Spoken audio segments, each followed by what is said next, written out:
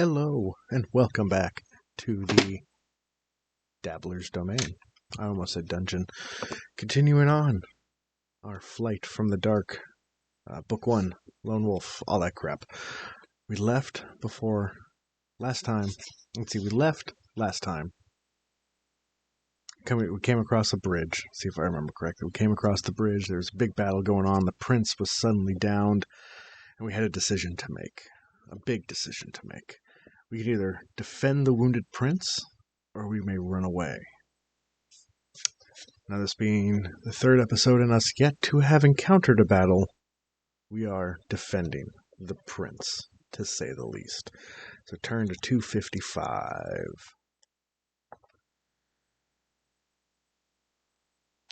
There it is.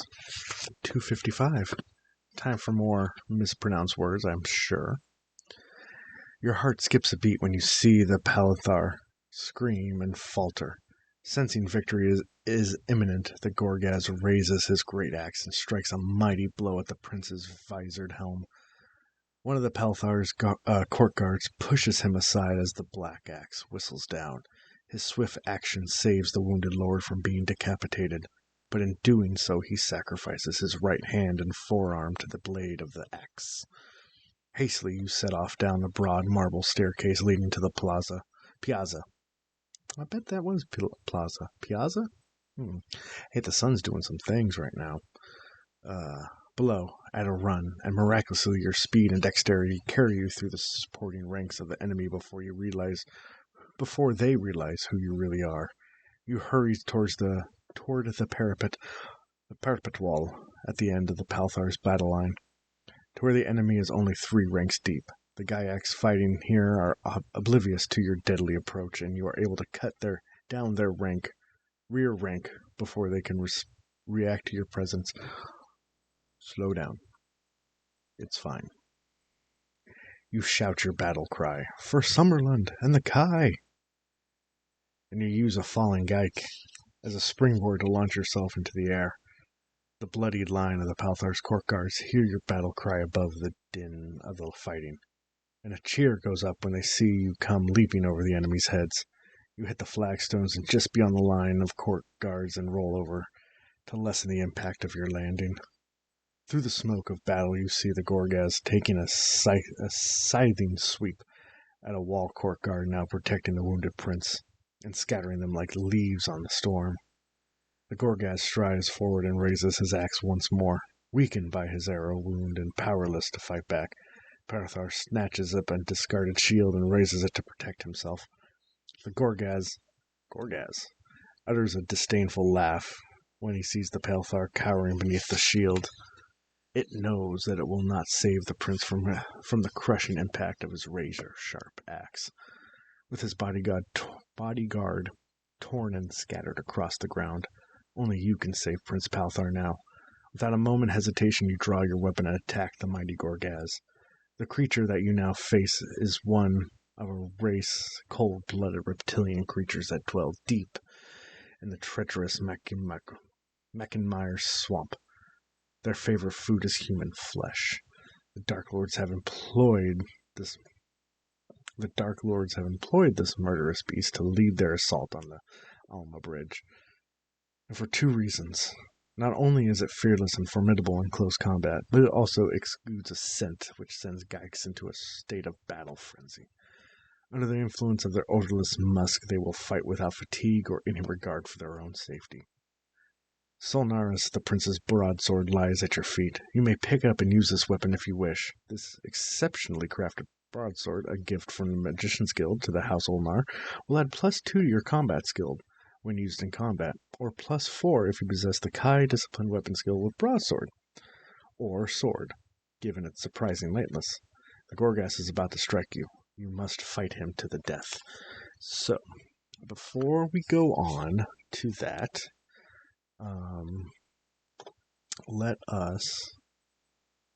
we are finishing this section.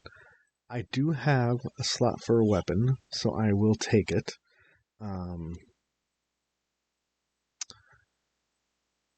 So this is Solnaris. which is all the hands,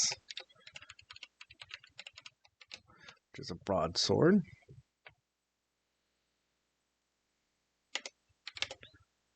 And we get a +2 combat strength, or combat skill. So we are now actually up at 16, I'll just say 18. We'll just have to remember to turn it down when we're done. Okay, so we now have to initiate battle. So we are in section 97. So the Gourgaz combat skill is 20. Ours is 18, so it's 18 minus 20, which would be a -2 combat ratio. I have 29 endurance points. We are fighting a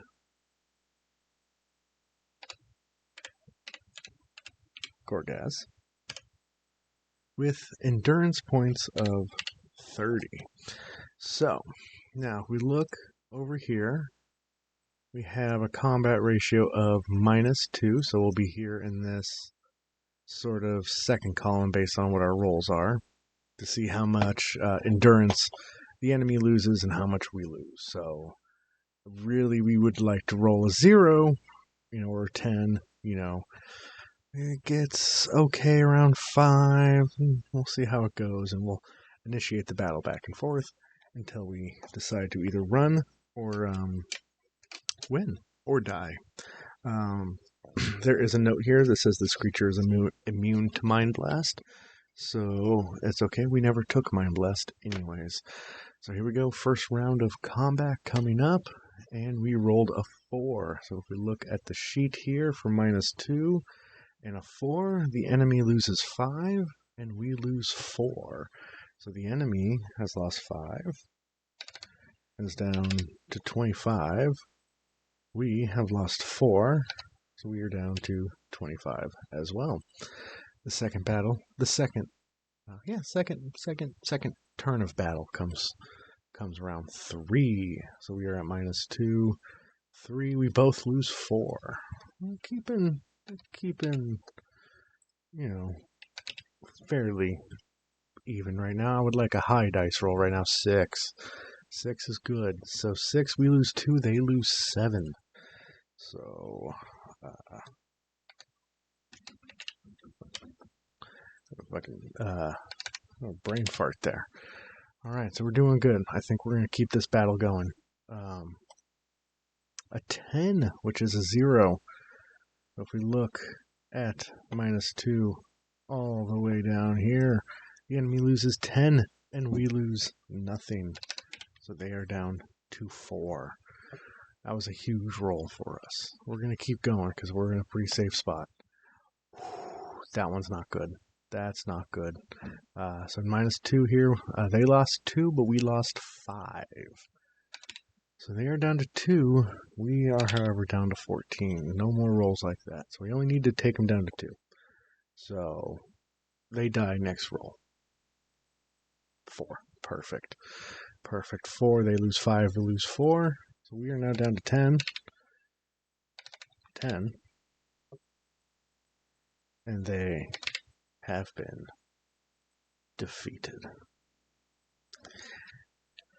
Closer than I wanted. I think we went pretty quick there. We got that lucky roll, but they were able to do some good. So if you win, turn to 82, because you pretty much either win, or you die. Oh yeah, because I forgot to mention, strikes you must fight him to the death. So there was no running away. Good thing we did that, because I might have ran away, even though I probably would have realized that I couldn't have. So 82. Here we go. Now, hopefully, with our healing stuff, we can get through a few sections without actually fighting again to get our endurance points back up. Because right now, we have no meals, so anytime we have to eat, and if we don't have a meal, we'll lose 3 endurance points. We need Now we're on a slow path to death.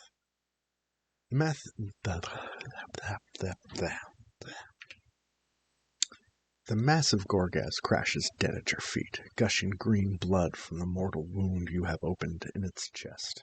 Its evil followers hiss at you with anger and spite, but then their bravado suddenly evaporates, and they flee the Durnstone, turning and running in a chaotic mass towards the safety of the Alma Marte. Quickly, the prince's bodyguards regroup to form a protective wall with their shields around you and their wounded leader. Black arrows whistle past your head, parting shots from the hateful enemy. The dying prince looks up into your eyes and says, "Brave young Kai, we came as quickly as haste would allow. The enemy flee, yet they will return, stronger than before.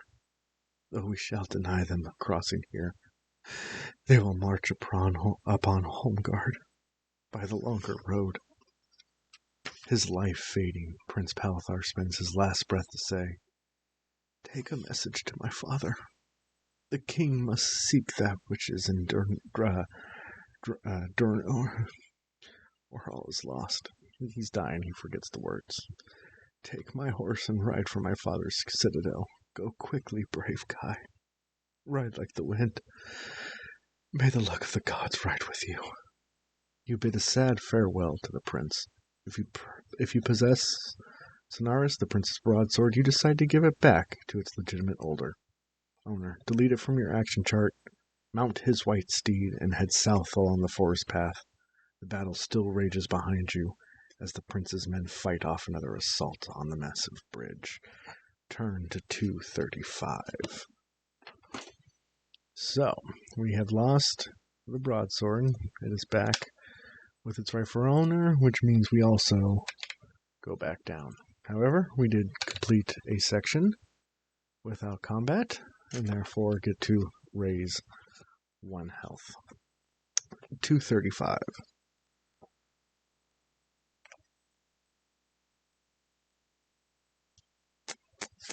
Here we go. The prince's horse is indeed a magnificent animal, fast and sure of foot. You gallop along a forest highway until the noise of the battle has disappeared far, far behind you. Uh-oh. You are hungry and must eat a meal during your ride, or you lose 3 endurance points. Oh boy. 11. 8.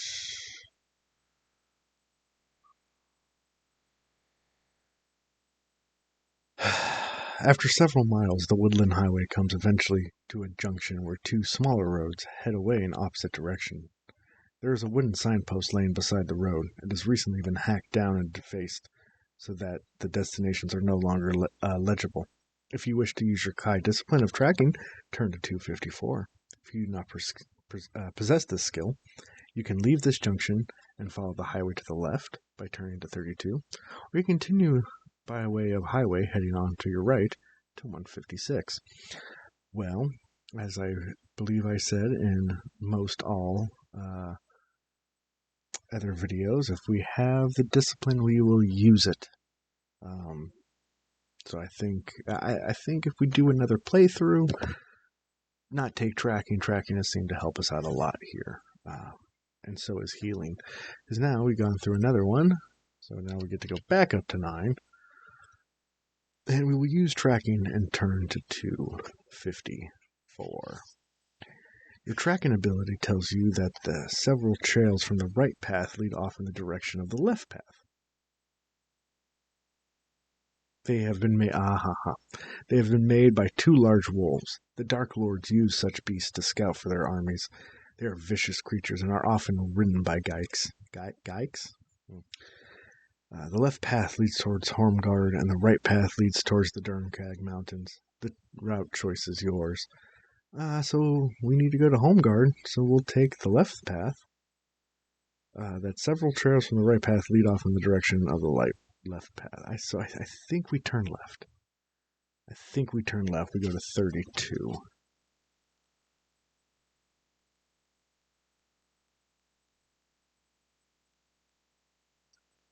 32. Here we go. And we passed another section. without dying or without fighting. So that is fantastic. And joke for me. All right, 32. Right, that was 32. See, I need to start leaving. We're on 254, and yeah, we said 32. I'll leave like a finger, kind of in the book so I can go back and be like, what? Which one was I going to? Anyways, we continue. 32. You have ridden about 3 miles along the Timberland Trail when in the distance you spot the unmistakable silhouette of 5 large doom wolves. Riding on their backs are geiks. They seem to be going on ahead to where the path leads down to an open meadow. Suddenly, one of the geiks leaves the others and begins to ride back along the path towards you. If you wish to hide in the undergrowth and let him pass, turn to 176. If you wish to fight him, turn to 340. We are at 10 health. As much as I want to fight, and I want to fight, we need to hide. So we will be turning to 176. 176, we get another endurance point. If we were maybe, let's say, even at like 20 endurance points, I might have considered it. But if we're planning on taking this lone wolf through the other books, we need to be more careful. So 176. You hide behind some thick bushes so that the doom wolf and its rider will not see your white horse. Luckily it works. The beast loops past and vanishes down the track that you have just come along. If you wish to attack the remaining doom wolves, turn to 253. If you wish to press deeper into the forest, turn to 126. We 100% will not be attacking, and we will go deeper into the forest, even if that ends up being a little bit worse for wear. So, 126.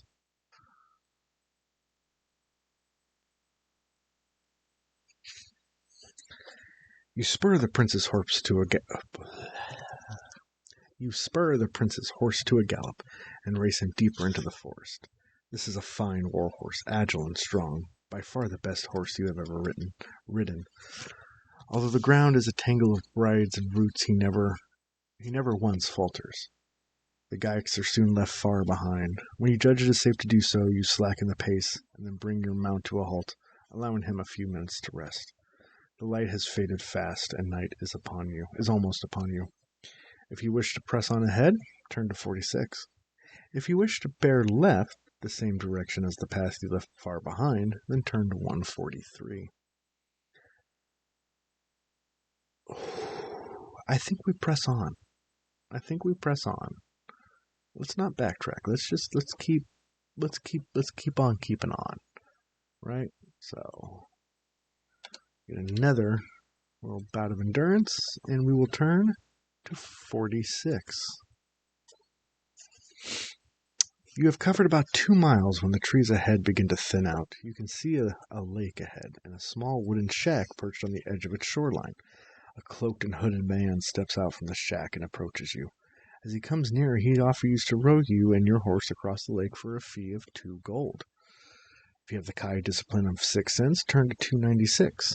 If you accept the offer, turn to 246. If you refuse and try to ride around the lake, turn to 90. We will use our 6th sense discipline and turn to the next one. So we will turn to 296. Because I don't know, he could be sketchy, this guy. Maybe all the attacks are starting to bring out the worst in people. And spies. There could be spies. So let's see here. 296. You sense that something is very wrong here. With fighting going on all around these parts and the forces of the Dark Lords drawing ever closer, why has this ferryman decided to stay and continue his service at the lakeside? Exactly. You focus on his face, but the detail of his features is hidden behind the shadow of his hooded cloak. You feel a strange aura of evil about him and swiftly decline his offer. You spur your horse away from the ferry house and its mysterious operator. You follow the shoreline for over an hour until you reach the far side and then continue on your way from there. The light is worsening as night draws in. Turn to 90. See, it's okay to be a little skeptical of people in these times, right? There's a lot going on. 90. Night falls and you are soon engulfed by total darkness. To press on now would be both pointless and dangerous. You could easily get lost or fall foul of some hidden enemy. You decide to get a few hours sleep and continue at dawn. Tethering your horse to a tree, you find a comfortable place to rest nearby and settle down to sleep, pulling your warm Kai cloak around your body. You slip into a deep but troubled sleep. You may restore 3 endurance points. So, 1 for passing this without combat, and 3 for the night's sleep. Turn to 18.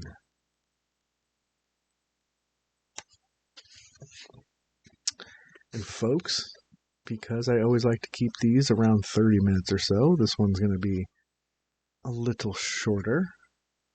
We are going to be in section 18 when we come back for the next one. We had a battle today. We did pretty good. You know, I hope that we can find some kind of stash or something. We need to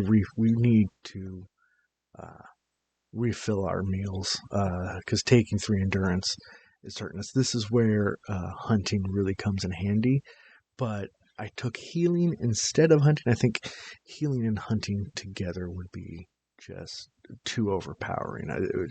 You would be back up, in no time, because you would never lose endurance points from just healing or from hunger. So I think we're doing okay. That we did great in that battle. We have some backpack items would be nice.